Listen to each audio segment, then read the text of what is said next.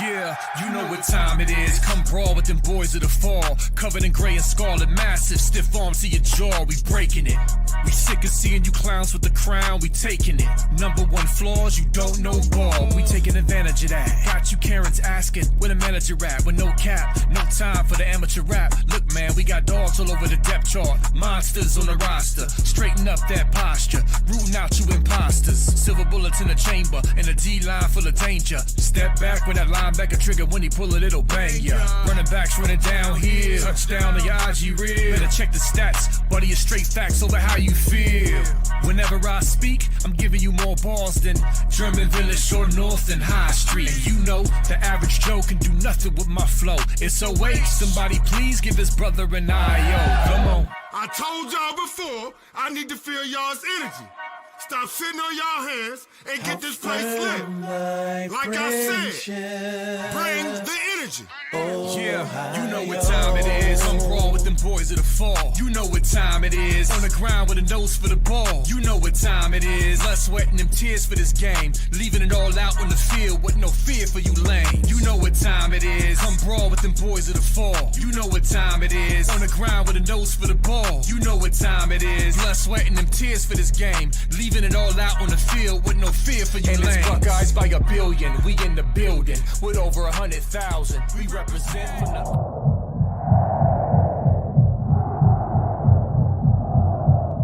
OHIO, you know what time it is. What's good, everybody? What is good?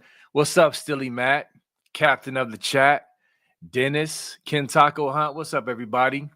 Let me see who all in here. Robert Howard, good to see you again. Were you here last week? I think I missed you last week. Either way, good to see you. Hey, listen, man, another beautiful Sunday.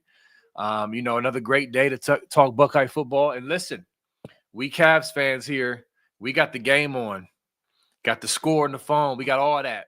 So we watching in the background while we're potting. You know what I'm saying? We can do that. We can multitask, keep an eye on the game, and have some fun on the podcast. So, Funky, brother, how are you doing today, sir? I woke up a national champion today, B. Moses. So love that. Can't be a bad day when you wake up and you're a national champion. So absolutely. I mean, and again, when we wake up as a national champion and then check my phone, turn on the YouTube video, the commitment, and watching the Buckeyes steal another elite prospect right from Oregon's grasp for another win for us and another loss for Oregon. I mean, this is Oregon's 10th loss in a row. They've had I'm serious. They've had 3 decommitments. And I'm telling you right now, I really don't think they're going to get it Jared Curtis or that Jackson Cantwell kid. I think they're both going to Georgia. So they're in for a tough time. This new reality of NIL is really slapping them in the face. And I mean, I love to see it. It's a great day. Going to watch the Cavs in 5. And it's amazing. I love it. It's been a fantastic day. It's beautiful outside, and we're one Saturday closer to Buckeye football. Yes, we are. We're going to look up, man, and it's going to be freaking fall camp. Oh, serious? Yeah. I mean, that's how it be, man. And so, no, I agree. I love that you always mention the Natty. But, and listen, I was ready for it. I get excited when I hear you say it. It's dope and it's true. We are still celebrating, y'all. We are not. Oregon can literally never say that. Oregon fans can literally never say that, B. Moses. And I love it. Yeah. I love it because, again, I told y'all, we talk about the recruiting battle. What makes this better for me, because, again, I think the Oregon fan goofiness was not really understood to the level it should have been leading up to the game. Their arrogance. I mean, again, I didn't forget Oregon fans, man. I was irritated by Oregon fans. It really irritated me that they have a school with no natties was talking so crazy before the game, who won by 1 point with countless flukiness happening. You won by 1 point at the crib, and it took a call that was banned from the rule book afterwards and other just weird stuff happening to win. And you was talking extra crazy before the Rose Bowl, and to get the whooping that they got. I just was rewatching the clips of that the other day. Listen, Dan Lanning is annoying. In general, I don't have a problem with Oregon in general. It's just their fans and, them talking as if they've done something. That's what irritates me. So that stuff carries over into recruiting. And this one is funny because, and Funky, I want you to jump into this. Buckeye Scoop, Twitter is the GOAT. If you haven't followed them yet, go to Twitter and follow Buckeye Scoop. Do you understand me? Do it. Do it now. All right. So listen, they tweeted, they said Buckeye Scoop stuffing Oregon insiders in the locker once again, talk about this Kayden Dixon-Wyatt recruitment, because multiple of their insiders had him crystal balled to Oregon. And I'm trying to remember the names of their insiders. But Justin Hopkins. That guy. One of them. That's the guy that I personally have my disdain for, because he said all that. He said all Justin Wells and Max Torres. Every single On3 insider they have, by the way. So every single imagine if me, Nevada, Kirk, B. Moses were all saying that this recruit was going to come here and gave crystal balled him there. Then all of a sudden he goes to somewhere else. Like, that would just be really embarrassing and really, really bad for everybody involved. So that's the equivalent of what just happened. Their whole site just went with it, and they had no information on it. B. Moses, like, I could tell you right now, because every single person I talked to on the Ohio State side was telling me Ohio State from the very beginning. They're like, it's Ohio State. And I'm like, really? I'm like, it's Ohio State. Just trust me. And even Bill Green had the best sources on this. And he was like, it's always going to be Ohio State. Never wasn't Ohio State. So I'm not sure who they were talking to, but man, they gotta fix something out or stop with their propaganda, which that's probably the more realistic thing.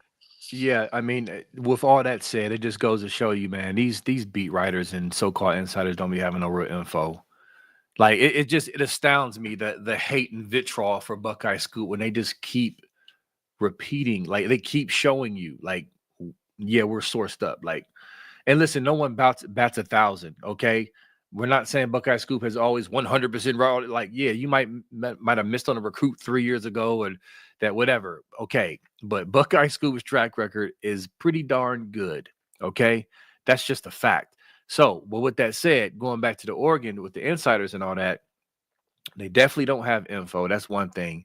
But I think the arrogance, like, even just leading up to it, just the arrogance of it is just annoying.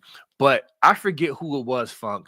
I think it was one of the coaches, or I don't know if it was a South Florida Express, and I know they're in Cali, but I forget who it was who tweeted it. But they're like a known coach in those recruiting circles. And he said, all that boy needed to see was that NFL draft. Like, that's all. It was the GM of South Florida Express. I knew it. I knew it was SFE related. I knew it. So yeah, that dude. And I was like, there it is, because it doesn't make sense to say that for Oregon, which we're going to get into. Because my thing is this, y'all. What else does Oregon have in the recruiting trail outside of NIL and Phil Knight bread to throw around and jersey combinations? Like, what do they have besides that?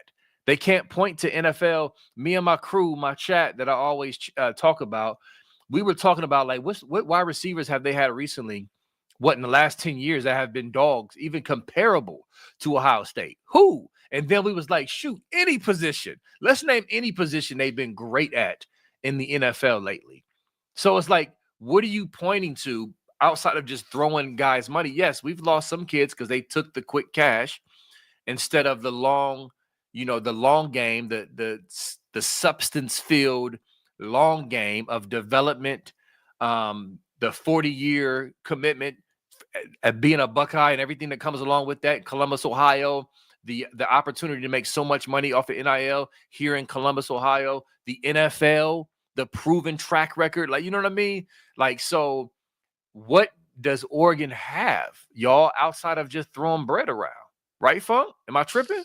I mean, I've been thinking that whole time you're talking, and I'm like, they have a decent track record, I guess, with quarterbacks and offensive linemen, but that's about it, right? I mean, I think Penei Sewell, but again, I can bring up Penei Sewell, but then for Ohio State, you could bring up, I mean, a dozen people that Right. I'm having trouble just thinking of all of them. Not even close. It's not even close at all. And then quarterback, a little bit, but you're right.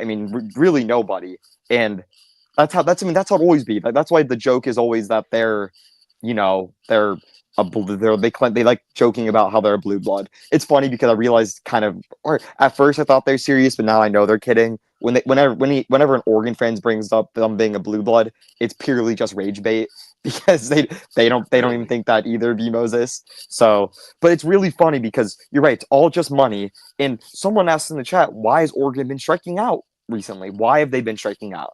And I have my strong theory. We can get into it. So, as you guys know, and if you're a Buckeye Scoop, you know about the recruits I'm talking about. I don't want to bring up my name at least fully yet, but I've been writing some nuggets on recruits, and a common pattern all these nuggets that I'm writing is coaches and players or the teams aren't really talking NIL with players right now. And you might wonder, why is that? Because that used to be one of the first things brought up whenever you talk to a kid. One of the first conversations you'd bring up is NIL, because kids should know what they're about to be paid and what's on the table, because that's a big factor in anyone's recruitment. Because hundreds of thousands of dollars could sway his opinion, as it would sway your or my opinion on anything, really. If B Moses got offered 100% more to go somewhere else, I'm sure he'd probably go there. That'd be better for him, or same with me. That's just naturally what would happen. We're talking about hundreds of thousands of dollars. And the kids said the coaches have stopped bringing it up, and the kids have stopped talking about it because the coaches are preparing for some sort of NIL change. I'm not fully sure what that means yet, B Moses, or to y'all listening, but it has to be something like a salary cap.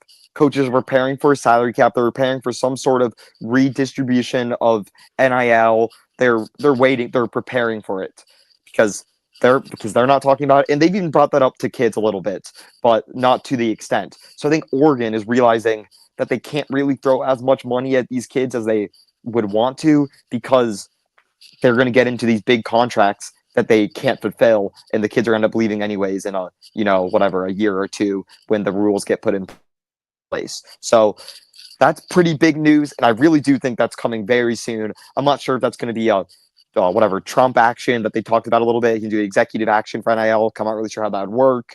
I'm not really sure how this is going to work in general anyways, but that's going to come soon, and it's happening. But yeah, the revenue sharing, Title IX. They're gonna have to rewrite Title IX. It's going to be a whole mess, and I think teams are starting to prepare for it now by not trying to buy these recruits, or not try to totally buy them, because Oregon was at the point where they're able to offer sometimes 50% more than what Ohio State was offering. Crazy. Now they're able to offer the most or more than Ohio State, but not it's not an FU amount of money. I'll say that, Yeah.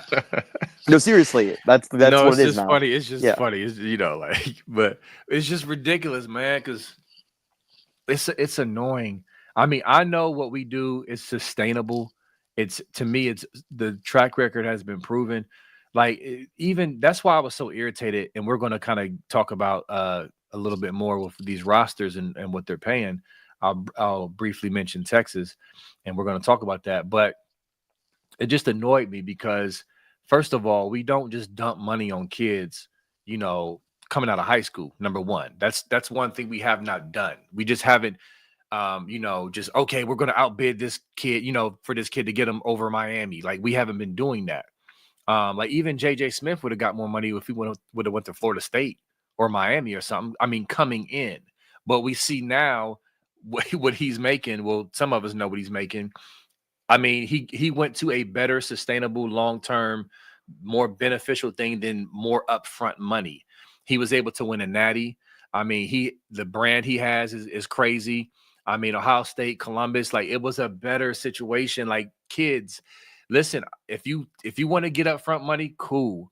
But the smart thing is to go, even if it's not Ohio State, just another program who has a better, sustainable, long-term situation than just a little bit more money up front. You feel me? It's just, and I'm hoping these parents are guiding them in the right direction, because like Funky said, this NIL stuff is coming to an end, and I'm NIL, as far as not having any cap, is coming to an end, and it should, Because again, with Ohio State, we just don't dump money on kids coming out of high school. We might pay you your market value coming out the portal when you've been proven. If you're a left tackle like like Ethan, you know what I'm saying, and you were projected to go in the top 3 or 4 rounds, then yeah, we're gonna slide you some bread. Like that just makes sense. But the Oregons of the world overpaying and just flexing the Phil Knight and all that other stuff is like, man, it's annoying because we lost what's your boy Naeem Offord, and we lost McNutt. You know what I'm saying? I think they were casualties. And I'm not saying they didn't like Oregon. I'm sure it's beautiful out there when they visit, and the gear is nice. But come on, you know what I mean? Come on. So anyway, with that said, I'm hoping they do put a cap on this soon, because y'all saw the reports with Texas. What was it, Funk? Was it 35 to 40 mil? Was that the numbers? It's 35 to 40 mil for Texas. And I mean, I cannot wait to see what they say about Oregon, because as I've been screaming from the rooftops since the beginning of January, when Oregon started getting a lot of these portal kids, Oregon's class is going to be over that. It's going to be Oregon 1, Texas 2. And don't get me wrong, Ohio State is in that range as well, or in that $30+ million range for sure. If you just do the math on it, like for JJ Smith, $5 million, Caleb Downs, $3 million, Julian Sains probably getting paid $1 million, Lincoln Kehonos is probably getting paid $500K. And you just go down the math and you go do it. Yeah, we're in that $30+ million range as well. And I think that's honestly being a little. It's where everyone's going to undershoot it, because people always I like laughing about, because people claim Ohio State's roster last year was 20 million, and using that as a got you, it was probably more than 20 million, to be honest with you, B. Moses. It was, I mean, almost most definitely over that. If you just do the math in your head, it doesn't take a genius to figure that out. The thing, real quick to interject, yeah, I'm not saying I disagree with you, but the tricky thing about that, I believe, is I think that 20 million was like sort of how the NIL kind of like fluctuated and kind of continued to go up as players got better throughout the season. The 20 million was like a bar where, okay, this is what we got them at. Now it's fluctuating and increasing and growing and stuff like that. So yeah, I mean, but either way, here's my question. You're right. Yeah. Here's my question though. Is ESPN and the SEC talking heads and who else going to be pounding the table? Desmond Howard every 2 seconds talking about how much Texas spent. Are we going to hear that all season? I don't think we are. Absolutely not. Heard, not like us. And you know what I'm saying? So it's just like, I just be thinking like, Funky, like, I know we're hated. I know we're Ohio State. We're we are a blue blood. We the definition of a blue blood. But still, I just be thinking like, man, like, it just seems like schools just be getting away with stuff. We just get the worst of the brunt of the media with just goofiness. And it's just stupid. It's stupid. We didn't even spend the most in NIL, and we're still having to, debunk and debate people about the false narrative. Ryan Day had to address it again with Josh Payton. It's just dumb. Yeah, it's what it comes with. That's why there's going to be a lot of kids in the state of Ohio that don't want to play at Ohio State, and that sounds negative at first, because when you're part of this bigger than yourself type thing, B. Moses, this is, the state of Ohio State, it's an almost unbreakable brand. We talk about consistency over the last 25 years. We're by far the best program if you do all in total in the last 25 years. Spiro's been talking about that for a while. Killed that, yes. Killed that recently, but yes. It's all true. It's all facts. There's no brand that like Ohio State. And that comes with its perks, that you're going to have this consistently top 10, top 5, competing for national championship type team every single season without fail. But also comes with its negatives, as you're going to have the biggest fan base, which also means you're going to have the biggest haters, which means everything you do is going to be under a microscope compared to these other brands. Because like it or not, this might be a crazy take, but the Texas football brand compared to the Ohio State football brand is not comparable. There really isn't a comparable brand to Ohio State. There's really not a comparable football brand compared to Ohio State. It's really Ohio State. It's really Nick Saban's Bama and Ohio State in that tier A. But now it's not. Nick Saban's gone. So now it's really Ohio State in that S tier, tier A, and everybody else. And that's just the reality. That's the facts. Everything we're going to do is going to be, people are going to be yelling, screaming about it. But if other teams do it, they're more likable because they have half the size of the fan base. They've been popular for half as long. They've had failures for the majority of the 2000s. So it's easier to, give them a little leeway. Oregon has like the cool brand, all the jersey combinations and stuff. Like, you will never hear anyone talking about Dan Lanning's failures in the postseason. I'll say that. You'll never hear that ever, when you should be hearing it 24/7. You heard about Ryan Day's failures in the postseasons after freaking 2020. They're like, oh, he got smoked by Bama. Can he ever get over the hump? He's the second-year head coach. Like, where is this coming from?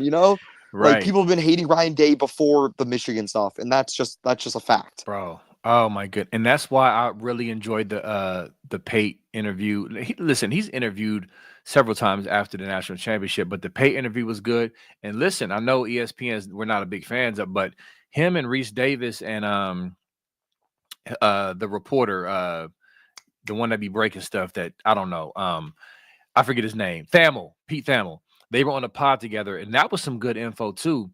Some good potting. What up, Dev from Buckeye Boys? There's my press conference boy. I don't know if you saw all those press conferences, Dev, but Coach Day did a great job, and he vented a little bit about the NIL stuff and about some of the haters. He did it graciously. You know what I'm saying? He wasn't like railing at them. He was just like, hey, that's part of the job. But remember the point he said. They said we couldn't win a top 5 game, and then boom, we win the most top 5 games as anybody in college football history. And so I made a little video clip about this on Twitter, and I showed a group of people moving the soccer goalpost, saying, hey, Ryan Day haters are moving the goalpost. So it's always going to be something. But yeah, to your point, yeah, bro, it's like what's the saying? Heavy is the crown, or heavy who wears heavy, whatever. The saying. Somebody put it in the chat. It's like with Dan Lanning, people have given him so much props, and I think he's a good coach. I'm not going to sit here and act like he's not a good coach. I do think he's a good coach. But he just, bro, Oregon got absolutely throttled in the Rose Bowl. They got throttled. Listen, even if it wasn't Ohio State, that was embarrassing. And he gets very little. I mean, it's just like, who cares? Man, who cares? You were the number 1 team in the country. This was your year to win a title. You already beat Ohio State, and you get hammered like that. Bro, if that was us, we would never, ever hear the end of it. And so it's always bothered me. I understand it's a twofold thing. We're the big boy and all that, but some of it is just ridiculous, and I'm tired of it. Just to be honest with you. And I have to say one thing. There's only 2 things that I care about. Really, the 2 main things I care about from being an Ohio State fan. From my perspective, from someone who was born in 2005, B. Moses, where we beat Michigan 17 out of my 19, 20 years on this earth. Or no, that's not right. Whatever. We beat them a ton. We beat them the majority of my lifetime until the 2020s. And I'll tell you right now, people were not happy with Urban Meyer or Ryan Day for those first 2 years for beating Michigan, but not winning in the playoffs, not making the national championship, choking versus, air quotes right now, choking versus Clemson, not beating Bama. People weren't happy, or losing to Michigan State and that stuff. So how I judge a season for now on, just growing up in that environment, isn't based off a single regular season game, isn't based off a few regular season games. It's based off, did we make the playoffs, and what do we do in the playoffs?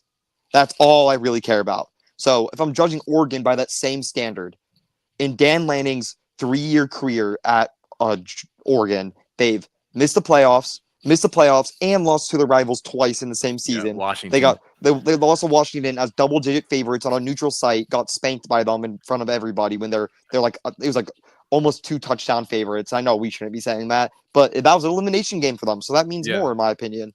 And then they go in this year and they're undefeated. But again, don't care because, again, I'm judging them off the same standard that we've been judged by my whole entire life, pretty much. They went undefeated, won the Big Ten again, don't care, but got spanked in the first game they played. So to me, that's what I underline. And that's why, again, I agree with you. I don't think Dan Lanning's a bad coach. But if we judge him by the same standard that we judge Ryan Day by at Ohio State, then they'd be calling for his head. They'd want him fired. They'd want him gone immediately. And he should be kind of judged by a similar standard because, again, they have the same budget. We're playing with the same, deck of cards. They've been recruiting at a high level for a few seasons now, 4 or 5 seasons now. They built a team there. They have a ton of talent. They had 10 plus NFL draft picks. So there's no reason why they shouldn't be competing for a national championship. And they weren't even close, P. Moses. They weren't even close. Yeah, bro. They was counting, their fans and their media was counting the money before it was even obtained. They were spending money in their heads as far as, oh yeah, we're going to beat Ohio State and this is a natty. Like, you bums have won nothing. Like, just, bro, I'm telling you, I really, really took pleasure in this Oregon win this year in the Rose Bowl, and then with this recruiting win, because again, their insiders thought he was in the bag. And he's from the same school as Chris Henry Jr. And there's been some debate who's better. I think they're both outstanding. He's a 4-star on all the sites, but listen, he is a bona fide 5-star. Go watch his film. Like, to me, he's just both guys, Chris Henry and Kayden Dixon-Wyatt, are both, I think, evenly skilled. Like, they both high point the ball well, both excellent route runners. The only thing is Chris Henry Jr. is 6'6". His catch radius and height kind of tip him a little bit. But 2 dogs from the same school coming from out west is crazy. Yeah. And I'll tell you right now, B. Moses, this is not just me saying this now. We've been saying this for a while now before we even knew that we thought Kayden Dixon-Wyatt was in the boat for a while. Like, we felt pretty confident going today. Bill Green, our insider, had him for sure going to Ohio State, had him in for months now. So we thought he was coming here, but even before, like, he was, officially committed, even when all these crystal balls were pouring in, we all knew that on Ohio State's board, he was number 2. And that's a fact. Yeah. They had him number 2 wide receiver in the country. Chris Henry Jr., number 1, obviously pre-injury. I'm sure post-injury, it could switch up a little bit, and that's fair enough. Pretty bad injury, but not to be negative. But he was number 2 on the board at the beginning of this year and still is. So this is an amazing get for Ohio State, and we're set at that position for 5-6 years now, B. Moses. Yeah. We're absolutely set. We have no worries. Yeah. No worries at all. Real quick, I just want to hit on something to that point from Funky with this wide receiver room. Okay, so listen, I know Brian Hartline is great. He deserves credit. He deserves love and all that. But do not sleep on Coach Devin Jordan. Do y'all hear me? Behind the scenes, developing players, identifying talent. He's these recruits, if you talk to some of them, they will tell you Devin Jordan, current wide receiver, wide receivers on the team love Devin Jordan. I'm bringing this up because I know there's been discussion, and listen, Chris Carter is still going to join the staff. That has not changed. There's no rush at this point. We're going into the summertime. That is our information, correct, Funk? That last time I checked, he's still expected. He'll be on the fall. He'll be like for during the season. He's not. Exactly. Yeah, he'll be. Yeah, exactly. So I'm bringing that up to say, because of course Hartline is moving to OC, and there's been question about, like, well, what about the wide receiver room? And I said this on another pod on the panel discussion with a few Buckeye brothers, and I was saying that Devin Jordan, do not sleep on him. Like, he's highly regarded within that building. From Hartline, Day, he does an excellent job with recruiting, identifying talent, coaching them up, and he just doesn't really get the love and the credit that he deserves behind the scenes. So you got him and you got Chris Carter coming in to really, stabilize that room, because there's usually 2 guys, Hartline and Devin. That'll be Devin and Chris, and Hartline will be more freed up to do more things as an OC. And, from a recruiting standpoint, Devin Jordan is already a dynamic recruiter who does not get the props and respect he deserves. Then you add in a gold jacket to that, and then you got Hartline there. So to your point, Funky, I'm saying that all to say there's some people who have been concerned about things kind of waning because of Hartline's OC move. Do not be concerned, okay? Because again, DJ behind the scenes killing it, that he doesn't get the love. You got Chris Carter coming in, and Hartline is still Hartline. It's almost like a coordinator who's proven, who can flash a ring or whatever, and so they don't have to pound the table as much, right? Funk is like what more do you want me to prove? Like the proof is in the pudding. Look at the draft. So do not worry about that. This wide receiver room, coaching and talent wise, is unbelievable. Yeah, I mean, out of that, I'll say this: Oregon has 2 wide receivers in the NFL right now. And you know who produced both of them? Devin Jordan. So, yeah, that's a fact. They have 2. The guy for the Broncos, and then a 7th-round draft pick. So, no, he's definitely good. I mean, first of all, he really changed this recruitment for Ohio State because he made this recruitment to pretty much locked in. Because why else would you commit to? You kind of, if you're going to have any relations with Oregon, it's going to be with a wide receiving coach at Oregon, you know. So when that wide receiver coach now leaves Ohio State, and Ohio State was already your 1A, 1B, that really pushed it over the ledge. And that's why, I mean, to be honest with you, most Ohio State insiders had him going to Ohio State. So this wasn't some well-kept secret that just the scoop had. Ohio State insiders all across the board had him going to Ohio State. So, I mean, loved it. I was very happy today when I was watching live. Saw him put on that like green Ohio State hat. It was like an Army hat, I believe, or it was like one of our Army Ohio State hats. But that was fantastic and a great addition to the room. He's going to be a freak. He's an absolute monster. He plays for the best high school in the nation, versus the best comp in the whole entire nation. And the teammate that maybe y'all are familiar with, maybe you're not, Mark Bowen, their tight end, modern day 5-star tight end. I've said it on the board. I'm not sure if I've said it here, but he is the greatest tight end prospect that I've ever seen. These are all SoCal kids, so I've been, pretty much, I like saying growing up with them because, I mean, a majority of my childhood was spent, at camps, at modern day games, at St. John Bosco games, at Servite games, at Long Beach Poly games, just touring around. So I've got to know, I know what good football looks like, and I'm telling you, Mark Bowman's special. He reclassed from 2027 to 2026. He's good buddies with Brady Edmonds, Ohio State quarterback commit 2027. And man, I really do think Ohio State is going to play second fiddle in his recruitment because I think Georgia has it pretty much unlocked from what I'm hearing, from what I'm talking to. But I can't help but have a little bit of hope. We're having Chris Henry Jr. and KDW, his wide receiver 1 and 2 on his team, thinking they're going to be in his ear all day, being, "Hey, let's join the Buckeyes."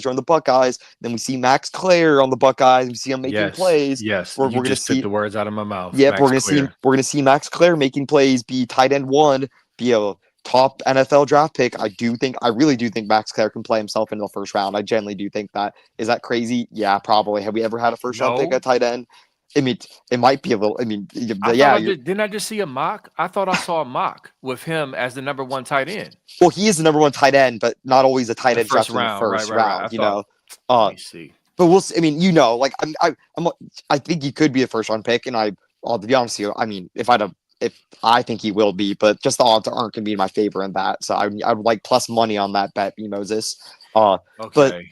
But Mark Bowman is, I mean, absolute freak of nature, and he's going to take an unofficial visit to Ohio State. I could pretty much guarantee it if he already hasn't scheduled one. I need to check my notes back on that one. But I mean, if Ohio State can pull that off, man, that's going to be, I mean, gosh, we're going to have some firepower offensively for the next, when they're in town, because those 3 guys are freaks. That's wide receiver 1, wide receiver 2, and tight end 1 right there. Day 1, really. I mean, that'd be the best wide receiver tight end room in the freaking Big Ten, and they'd be true freshmen at Ohio State. Even right now, even them as like juniors in high school would be like a top 5 core in the Big Ten, like no doubt. No, flat out, and hopefully he can wait until the season, because if he can see, Carnell Tate and JJ and Max Clare work, he can see himself along with his teammates. Because listen, I know Georgia has had some good tight ends. I know your boy Brock Bowers was, what did he go? Second round? No, he went first round. He was a top pick. He was like top to like the whatever top 10, top 15. It was some top 15 for sure to Vegas. Yeah. So yeah, so I get that. I know there's a pull there, and they use the tight end. I get that. However, if he can hold off and see a Max Clear work, because again, I know we kind of laugh. It's an ongoing joke, the tight end doesn't get used at Ohio State, but listen, I told y'all last week, talking to a staffer at Ohio State, they said they talked about Max Clear. They said, listen, do not sleep on Max Clear, and especially being used in the offense. So anyway, I say that to say, if he can hold off and he can see himself in his offense with how we use Claire, I think we might have a shot, to pull him in, because our program, our culture, your two teammates are going there. I mean, Georgia's culture has really taken a hit over the last couple of years with all their issues. You know what I'm saying? And so to me, I'm like, what kind of kid is he? Like, is he? Because to me, it could tip the scales. And I'm looking at the draft buzz, Funk.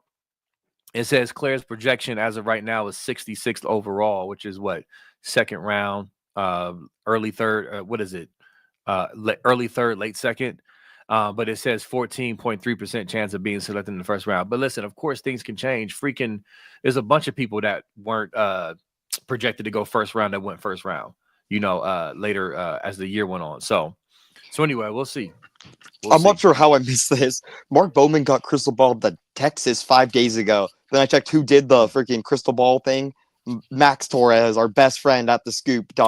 So not a good track record recently, buddy. So we could write Texas out of the equation. I don't think he ends up at Texas. That'd be shocking to me. I've only been hearing Georgia, but I mean, that at least to me, that shows that he's at least open-minded. And again, having your two, I'm going to assume two of his best friends just being in this. I mean, your teammates, you have to be, good friends. That'd be a little surprising if you weren't.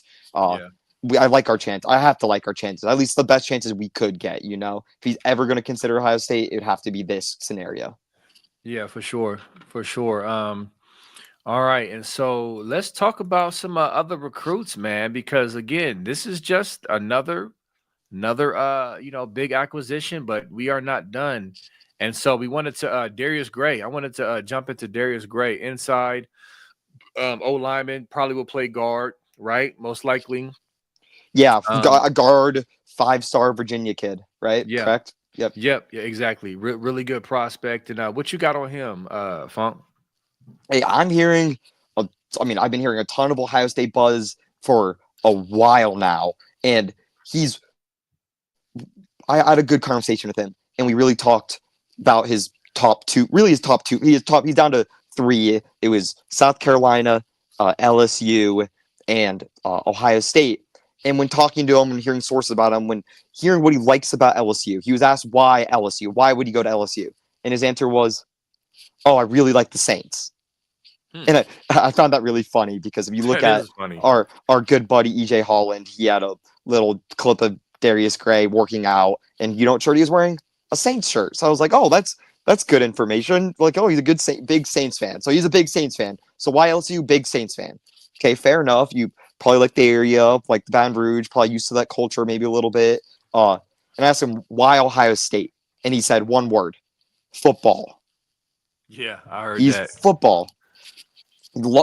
And that's what I want to hear, B. Moses. I want kids that want to be here for football, not like money, not other stuff, but it's football. And he brought up religion, big religion kid, really into it. And a part of his decision is going to be based off, does God want him to be a part of a locker room like LSU or South Carolina and be able to be like, original, spreading the gospel and stuff, and spreading that to their different locker rooms? Or does he want to be a part of, like-minded people and be a part of community and grow on that community at Ohio State and really expand on it? Which is, to me, fair enough. I could see how a young man might be thinking in both of those ways. So, but that's just interesting tidbits I picked up from my conversation with him. And I really do like where Ohio State stands, and I wouldn't bet against the Buckeyes with any recruit that doesn't come down to $1, because it's hard to pick against the Buckeyes at this point in time. It's really hard to make arguments against us with the coaching staff we have, with the winning national championships, with Ryan Day's on a 7-year contract, Brian Hartline's offensive coordinator, Matt Patricia's defensive coordinator. Like, you have like 7 different offensive line coaches that have all had NFL stuff. No, seriously, you do. I know. It's crazy. It's crazy to say that. then you have Oregon's wide receiver coach. You have Keenan Bailey at tight ends coach, who's been very good for us, been producing some of the best tight end talents. I mean, we talk about tight ends not being used, but when we needed them the most in the playoffs, they were used. They were used when they were needed. Same with those wide receiver 4. I mean, Brandon Inniss has been making great production for us in these big moments. I remember these big third downs versus Notre Dame's, big third downs versus Texas, G. Scott. I remember big third down versus Tennessee. G. Scott was used, and it's really hard. There's a really hard pitch against Ohio State with any school. So I really like our odds with Darius Gray, and that's a 5-star offensive lineman that I really like our odds with. And I want to switch our minds to another,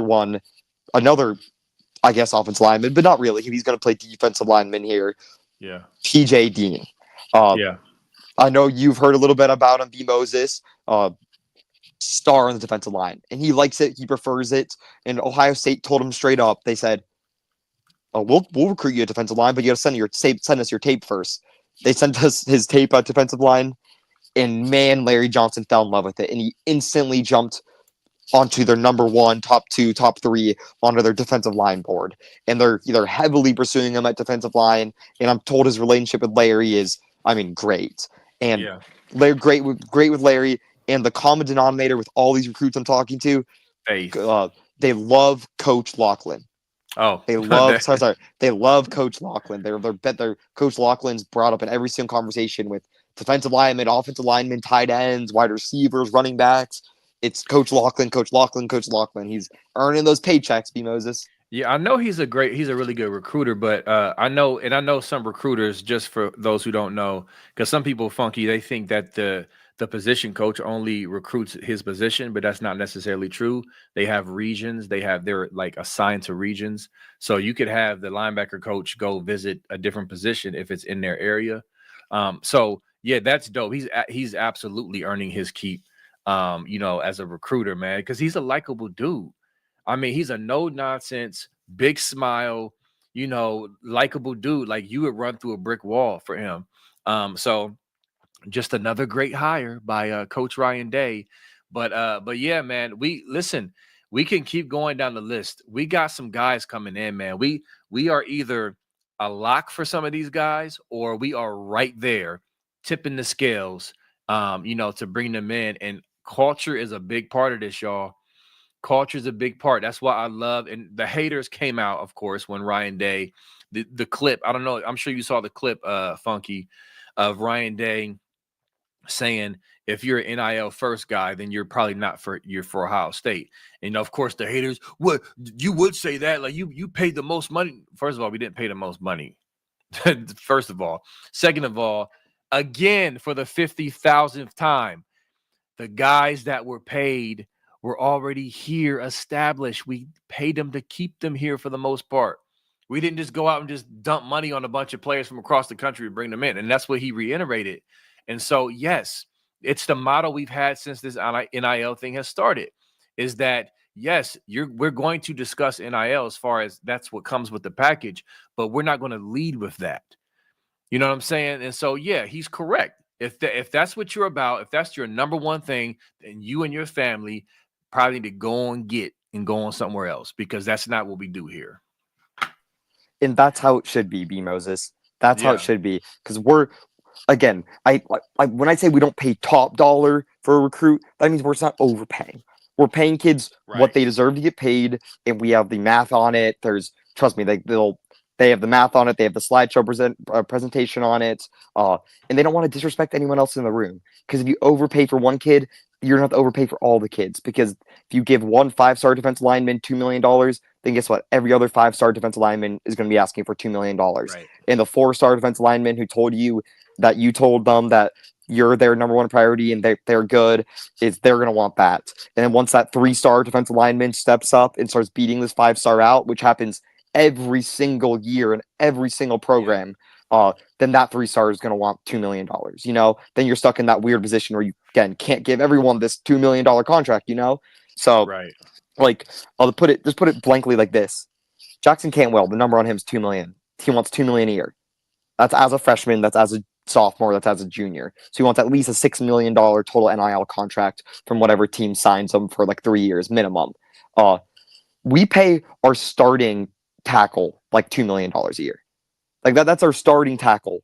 Ethan's getting paid about a little less than $2 million this year. So unless we think Jackson Cantwell can step up and be a day one starter for us, then that's just not worth it, because then we're burning $2 million for a freshman that's going to be sitting on the bench like the 99% of offensive line freshmen that we've had here at Ohio State. Yep. I mean, I can only think of 2 in my lifetime that played as true freshmen. Michael Jordan and I'm sure there's more. I know there's more, but Michael Jordan, that's only one in my lifetime. Did he play as a freshman? Yep, he played a guard as a freshman. He played a guard as a freshman. See, okay, that's what I was like, a tackle? Well, yeah. Then outside my lifetime, obviously Orlando Brown. Oh my God, Orlando Pace. Well, sorry, I mixed those names up. But it's just that's just the difference. That's the thing Ohio State's playing with, and we're willing to pay for a starting left tackle $2 million or more. And we're paying JJ Smith. Our starting left tackle who's going to start for us, $2 million. Right. We're paying top dollar for JJ Smith too. We're paying him $5 million this year. But you know this? $5 million. $5 million. And that's absurd. And he deserves every single penny. And a lot of that's not straight from, Ohio State NIL. That's a mix of, because when you're that good, you get real NIL deals. But he's getting paid $5 million at least this year. And it's, by his last year at Ohio State, I would not be shocked if it's in that $10 million range. And that's because he deserves it, because we do NIL right. And if you're like JJ Smith and you can get a crowd like that, then you're going to get paid.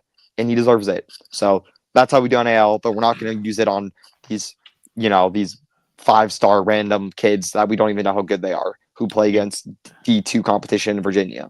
Exactly. And the model works, y'all. And remember, our fans, a lot of y'all fans was out there upset, mad, disgusted, and busted early on in this NIL game when Texas A&M and Miami was just throwing cash at kids, stealing recruits from us. Remember Justin, what was his name? Justin Scott. Dylan Stewart. Yeah, exactly. We lost them to the bag. Okay. How's that working out for them? And how's that working out for us? You feel me? Listen, man, I never worry about Ohio State adjusting to the times. We are going to find our way, and we're going to do things in a way that's, it's better than others. That's just what we do. And so, people were complaining about that, but also real quick, talking about these O-linemen coming out of high school, asking for this big money. And I keep telling y'all this. I keep saying this to y'all. The new diva is the offensive lineman.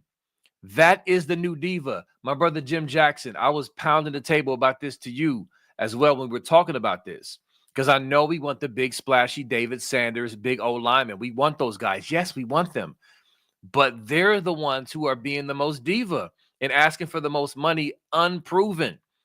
You feel me? And so it's like, to me, I'd rather, instead of overpaying an unproven offensive lineman, I'd rather just go to the portal and get me an Ethan or even a Phillip Daniels and save money and get more value. Like to me in this new game, I promise you I'm not tripping over O-line recruiting like that, especially with how we've proven that the guys we recruited that were 3-star or whatever, what are they doing? What's Austin Saravelt doing now? He's about to be a star. Stole it out of my mouth.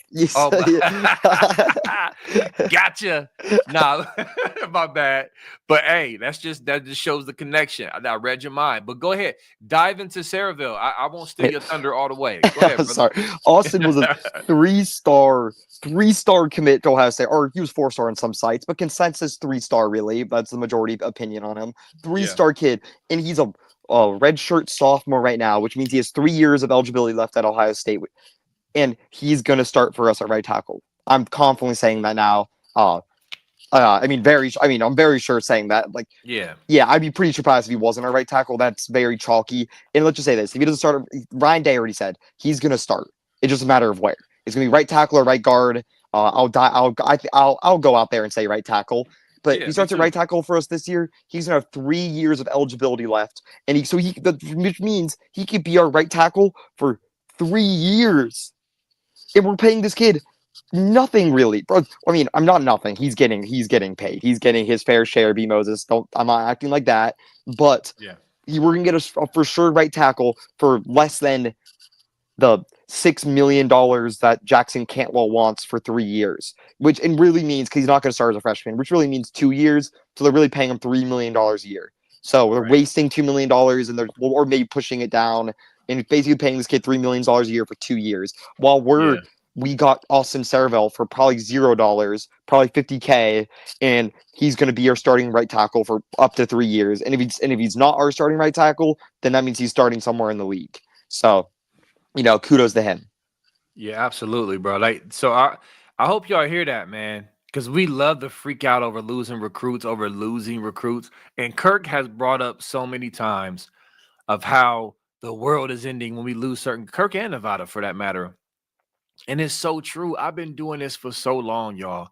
I've been following recruiting for decades. And I'm telling you, like, that's why I don't be spazzing and tripping. Just look at our track record, man. We like, yes, it sucks to lose a guy you really want or could use, but we good over here, man. We are extra good over here. The program hasn't been any better. And the culture, the coaches, everything we got going. Day has literally the Bruce Leroy glow around him. For you youngins, go Google Bruce Leroy glow and then laugh later for those who don't know.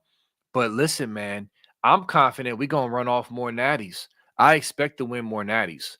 We're going to win more natties. You feel me? And we're going to beat the team up north. And don't forget, their cheating scandal is coming to an end soon as far as the investigation. We have not forgot about that. That is coming to an end this summer, finally, and they are going to get popped. What was you about to say, Funk, before I keep going? I was going to laugh at Ryan Day's beer change his name to Ryan Day's Championship beer or Champions beer. Yes. Championship beard. That made me laugh. But let's and out on top of that, Ryan Day finally did something that he hasn't done at Ohio State in his whole entire time here, and that's address special teams in the portal. Went out there, got a 5-star long snapper, and then an Ohio kicker who seemingly is really good. I would be lying to tell you that like I'm some kicker guru or really know what a great kicker is, or even I don't really think anyone really knows. I think you just kind of really just have to tell when they're good if they make the field goals and they're bad if they miss them. They're good if they make them versus the team up north and in the playoffs, and they're bad if they miss them. And even if they make every single one of them before that, if they miss that one in the national title semifinals game to win the game, then they're horrible and they should be kicked out. So we'll see how that that take ages while he plays or doesn't play or whatever happens to him at Ohio State. But I love bringing him in. At least brings competition into the program. Jaden Fielding now has, not that he wasn't working hard. I'm sure he wasn't working hard. He has a lot to prove this year, and he knows that, and everyone knows it because he has goals to be in the NFL. It's not just ending in college. But this kid's for sure going to push him because this kid's talented and he's here to play. I heard rumors of him redshirting, but I really don't see him redshirting. Again, you don't need to declare someone redshirting for them to redshirt. Like redshirting is kind of just a thing out there. You don't need to put anything in unless they're medically redshirting. So he probably won't play until he does play. Then they'll burn the red shirt if they need it. But because that's probably what's going to happen. Jaden Fielding will probably take the first snaps in August and September. But if Jaden Fielding starts to screw up or they don't feel confident in him or whatever, they're going to switch kickers and they're going to have this guy ready. They're not going to just be like, oh no, he can't play right now because he's redshirting. No, they're not going to play that game. They'll play him if he's better. That's just how Ohio State's going to work. We take this 1 year at a time, really. And then but that's just different. You've yet to do that in the Ryan Day era. Go get anyone in the portal and special teams, really. Am I wrong on that? And then we got 2 guys this year. Yeah, I don't think you're wrong at all. And yeah, exactly. And I think Ryan Day has a new lease on life. And listen, we have to remember he's a first-time head coach at a massive program. And so Ryan Day was never perfect, but I know he was darn good. I knew he was a great guy and a great coach and a great program builder and just all around great person. And it was just getting over those humps and learning. And like I said, to the Ryan Day haters who love Urban Meyer, like Urban Meyer loves Ohio State. Do y'all know Urban Meyer will fight you in a back alley over his Buckeyes? Does anybody disagree with that? So this man pounded the table y'all could play the drinking game as many times as I say pounding the table. I say that a lot, don't I? Pounding the table for this man to get the job. So for those who, because I know people who say, I never wanted him to have the job, but he wasn't good enough. He wasn't a true Buckeye. Urban freaking Meyer, who was, cut his teeth with freaking Earl Bruce, the ultimate Michigan hater, who cut his teeth with the ultimate Michigan hater, Woody Hayes. He said, Ryan Day is your guy. Do y'all understand that? You know what I'm saying? Like, yes, he had to learn, and he's still learning. And don't forget, massive cheating scandal that he had to deal with for 3 years. Let's not just sweep that under the rug. No, he has not been perfect, but he's been darn good and overall just a great human being. And so now with this glow around him and this title in his back pocket, listen, man, college football better be nervous for sure because we about to go on a run. It's going to happen. And real quick, Funky, I wanted to talk about Sincere Johnson and Rock Hill before we close out. And the reason why I'm mentioning those two, y'all know, what's his first name? Is it Elbert Hill? Elbert Hill, yeah. Elbert Hill. They call him Rock Hill out of Akron. Mm-hmm. I know some of my Akron buddies like Chris Drew and Juck, they're Akron cats. Shout out to y'all.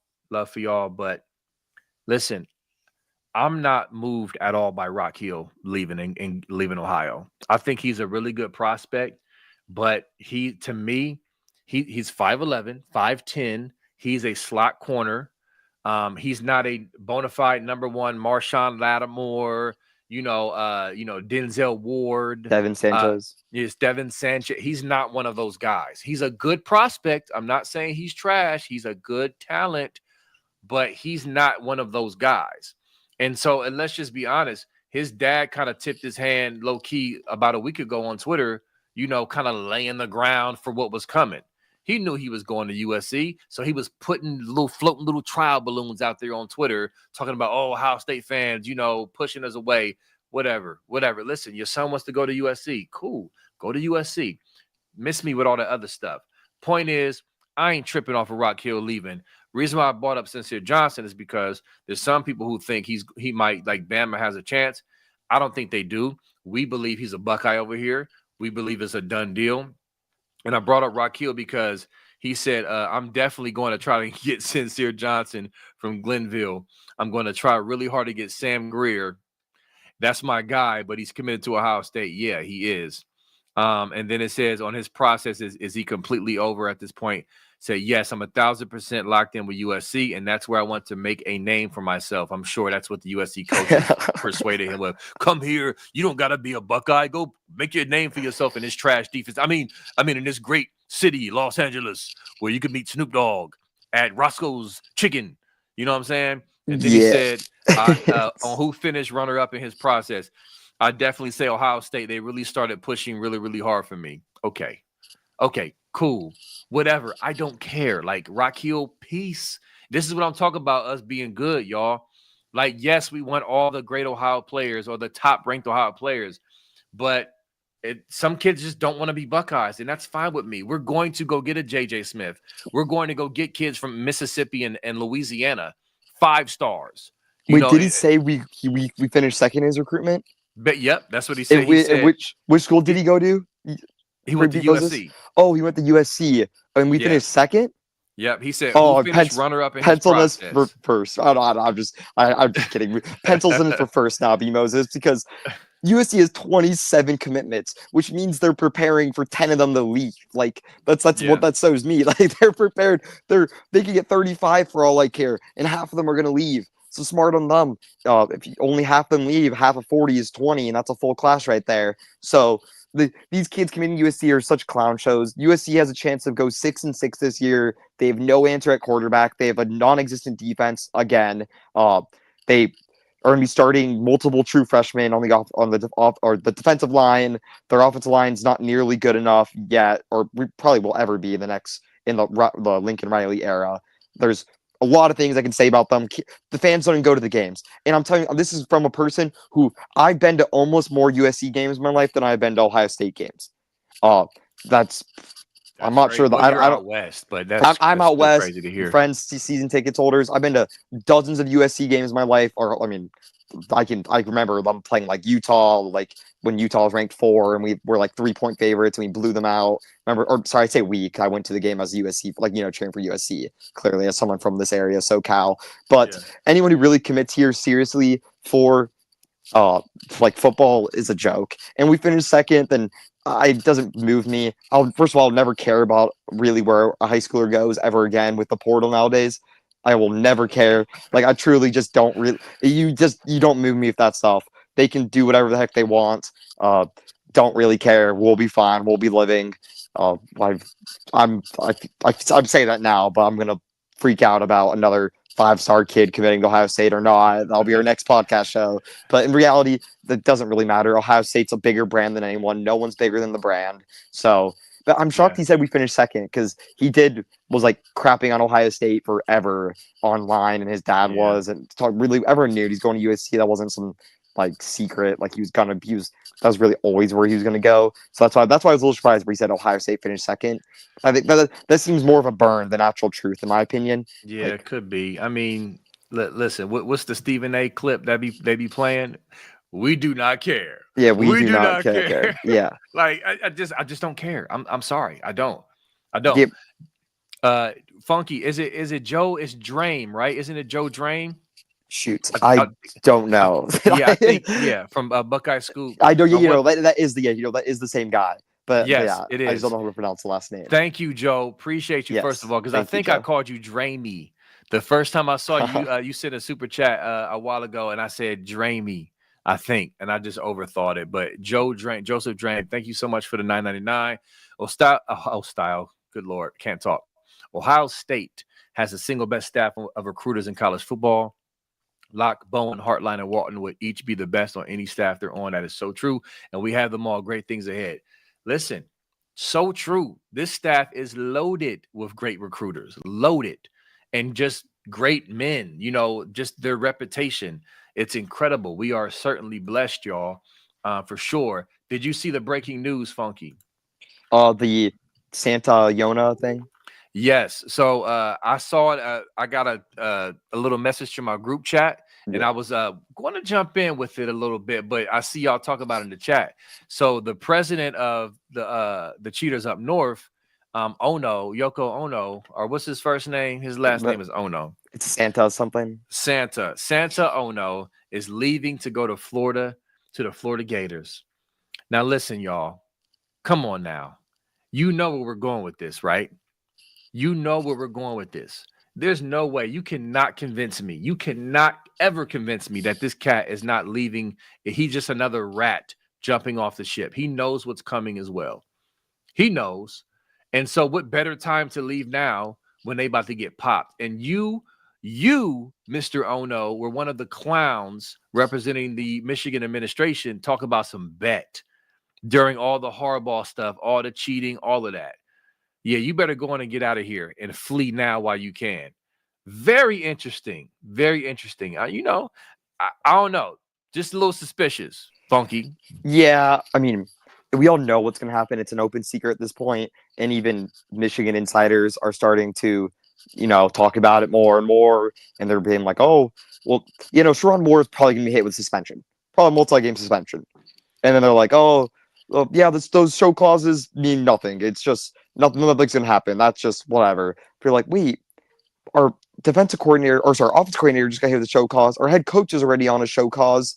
So what does that mean for our offensive coordinator coach who's getting hit with very similar punishments as this? Yeah. What are you going to tell recruits? Oh, and the answer is you can't tell them anything. And I can tell you that for a fact because it was really strange to me because recruiting in 2025 for Michigan was good. It was, for whatever reason, where they're giving bags to kids. Yes, they're paying more than anyone else in the whole entire business, more than Oregon, more than whatever, more than Texas, more than Ohio State, more than Georgia. They're paying the most. That's a fact. You can look at that by any person you ask, anyone who knows, anyone that's in the game knows that's a fact. Ask Quincy Porter how much he got offered by Michigan. I'll say that. So that's up there. That's ask Quincy. He'll tell you how much he's getting paid, and I'll tell you right now, it was way more than what he took at Ohio State. And I'm sure that they did that with other guys, or know for a fact they did it with other guys, and a lot of guys on Ohio State's team right now. That's all facts. And where is I going with this? But in this new class in 2026, kids have been telling me that it's affecting their decision. Then they wouldn't even consider Michigan because of it. And I'm like, really? Like, what's changed from now to you think to these other kids, these like, what are the guys in 2025? And they're like, well, now you really saw what's happening. One of the parents actually told me, this was like 12 hours ago, a defensive line kid, big kid, big time 5-star kid. I've not read a blog on this yet, so I'm gonna keep his name under wraps for a bit. But big time 5-star kid, supposedly heavily consider Michigan. But I was told that he's no longer considering Michigan anymore. And Ohio State's in his top 6. I think he released that recently. Ohio State's in his top 6, and he's no longer considering Michigan. I asked him why. Like, what happened? And he's like, man, you saw what happened. These coaches got put on show causes, and they lied to us. They said none of this was going to happen. And this is clearly the wall. It's written on the wall. And he showed me it. I'm like, well, you know my opinion. I don't need to say anything. And he's like, you see these quarterback coach got fired. The ex-defensive coordinator was a pedophile and got caught with all this stuff. That quarterback coach, you're like, what's his name? Matt Weiss? Yoder? I'm like, yeah, Yoder. Oh, and then they brought up, like, was that Twitter guy? I'm like, no, not the Twitter guy, different guy. But that was a real conversation I had. And I'm like, but that was a little bit, that took me back a little bit. I was like, wow, these kids are really starting to pay attention. And that's being proven by what's going on with the recruiting class right now, where they really got 0 guys that I really give a crap about. They got a 4-star kid, Carter Smeagol from Newberry Park, I'm saying that because that's an hour away from where I am right now. And I'll tell you right now, this kid is not the truth. He's fine. He's nothing more than Will Spates or, yeah, I mean, I'm not sure who to compare him to. No, there's no starting quarterback at Ohio State I can compare him to. Or like first year Kyle McCord, Devin Brown, like not pretty average recruit. No, doesn't move me at all. And he's the only 4-star they have in their class. I think his recruiting ranking is going to drop if I had to bet money on it, because the comp he plays isn't great here. He plays like Division III Southern Section comp, which is just not very good. That's about the same level comp that my high school played against. And the best kid to come from my high school in the last 4 years was a FCS Cal Poly commit. So just, yeah, and we literally played them in the second round of the playoffs 2 years ago, I believe. I think it was that kid's sophomore year. So doesn't move me at all. And that's their only 4-star kid in the whole entire class. Yeah. And people know him from Ohio State because Chip Kelly visited him, and he never really had a serious offer from Ohio State.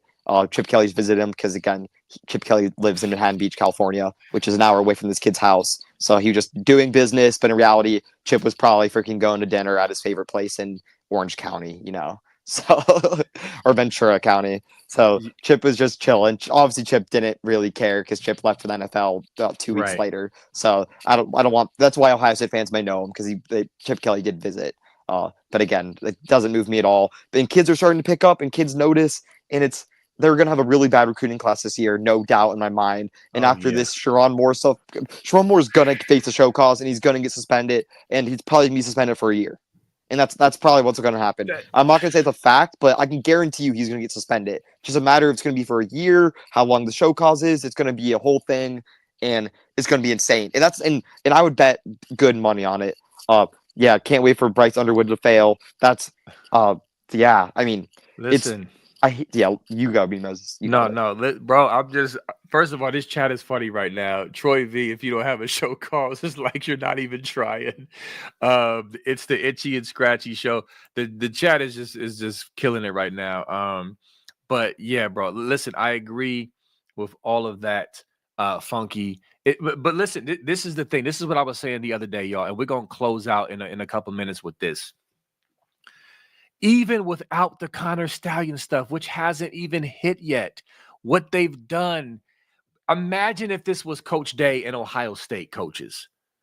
Imagine if we had all these show causes, all these violations, all this noncompliance, a pattern of noncompliance, as if they're saying, listen, the NCAA, they've been showing you with their verbiage, with their unprecedented language, with their integrity of competition, of the integrity of the game. I mean, non-compliance. Bro, like they've been laying the foundation based on what Michigan has been doing for lack of institutional control. At this point, I would be shocked if they don't get hit with LOIC. This is the epitome of LOIC. This is what it looks like. Okay. So just remove the Stallion stuff for now. This right here is bad enough. Like, what are we doing? What are we even talking about? Scum fans are insane. You watching this right now, Scum fan, if you think nothing's going to happen like y'all been saying online, you are a moron. Your IQ level is extremely questionable. I don't know what else to say. Like, this is not some Ohio State wet dream we're making stuff up. This is all documented in your face facts. How many times we got to present you with facts? Oh, where'd you get that source from? The NCAA website? Yeah, right. You suck guys can't be trusted. What are you talking about? Like, bro, listen, somebody said in the chat, what's taking so long? I get it. This process is ridiculous. It's too long. It's stupid, but it's the process. It's taking long because they have to go through the process. Michigan asked for an extension. They gave it to them. Like, you know what I mean? It takes time. We're finally getting to the end in the summertime. We have light at the end of the tunnel. It's coming. Listen, when they get popped, they're going to play dumb. They're going to still try to act like nothing's a big deal and spin out of it and whatever, flee high, delete their accounts. It don't matter. We are going in. Do you hear me? Buckeye scoop. Justin Spiro, I'll even give love to 11 Warriors. We have not moved off of this. We have been consistent about this. Why? Because a couple of things. Number one, facts that we all have access to. All right?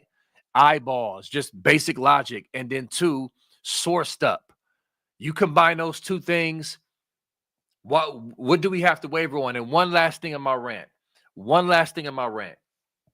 To the Columbus beat writers and the Columbus beat, shame on you for not applying yourself to actually see the same thing that we're seeing. Because a lot of this, some of these beat writers, they try to just dismiss this like, oh, well, you know, the Buckeye scoops of the world they're just guessing. And no, we're not just guessing.